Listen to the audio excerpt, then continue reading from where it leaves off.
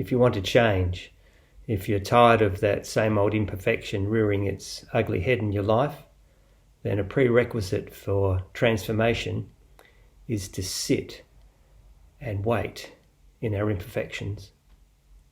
Hi, I'm Warren, the rector here at St. Columba's. Glad you could join me for my message of the day. It's not easy to sit with our human imperfections, our disappointments, our regrets, our dashed hopes.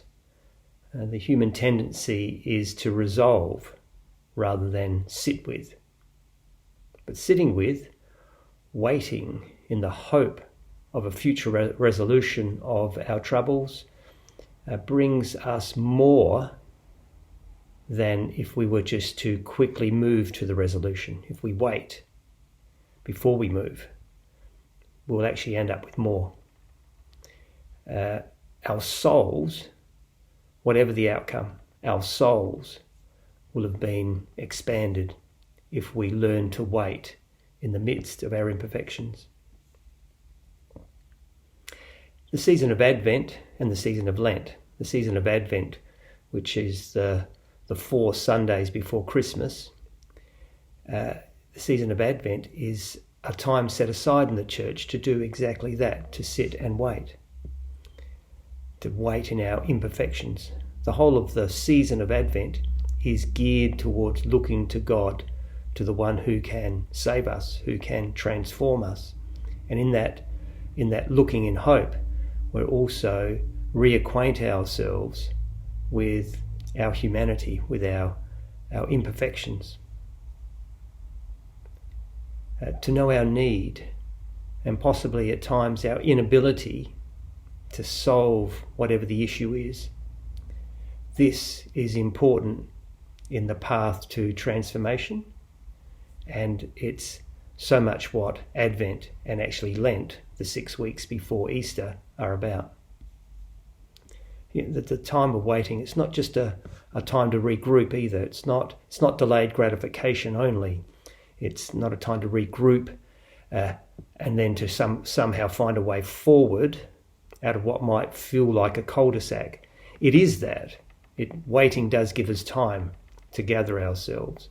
But actually, Advent and Lent, the time of waiting in the midst of our imperfections and looking to God in hope, is more than just regrouping. It's more than delayed gratification. It's a time to know our powerlessness. And this is why Advent and Christmas are about God. Advent and Lent are about God, and not an occasion for focusing on ourselves. Because that's the danger in sitting in the midst of our own imperfections, is ending up in despair, to give up, to become cynical, just to wallow, so to speak. When we sit and wait in hope, in the midst of our imperfection, even our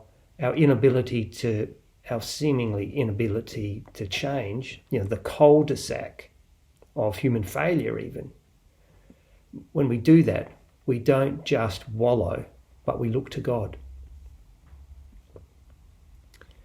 So we can be saved from nasal gazing in these times by concentrating on Scripture, for instance. So in Advent, which we're about to have the second Sunday of Advent, but to focus on the readings Sunday by Sunday. The readings help us to not focus on our self-absorption, to raise our eyes above our self-absorption or seeking a quick fix, to look to God and to sit and wait. The resolution, a resolution to do this or that as a way forward can come, but first we should wait and actually reacquaint ourselves with our imperfection, our powerlessness even, in hope. So it's not just, I'm hopeless, but we actually do it in hope, to look to God. And the Scripture readings can help us do that, to direct ourselves, our gaze, to God as we sit in the midst of our imperfections. Now, if you needed a metaphor for the human tendency away from discomfort and sitting in the midst of our imperfections, It's the disappearance of Lent and Advent in the supermarket. The lengthening of Christmas and Easter shopping, and the appearance of, for instance, hot cross buns in January in anticipation of Easter. No waiting. It's a great little metaphor for what's happening in our society, but we're probably no worse than any other society in time. It's just that we've got more means to think that we have the power to solve everything and to move on too quickly, instead of sitting in the midst of our failure sometimes, our imperfection, and to actually let that work of sitting and looking to God in hope, reading scripture, and to be guided, to let that expand our souls. Thanks for joining me. Bye-bye.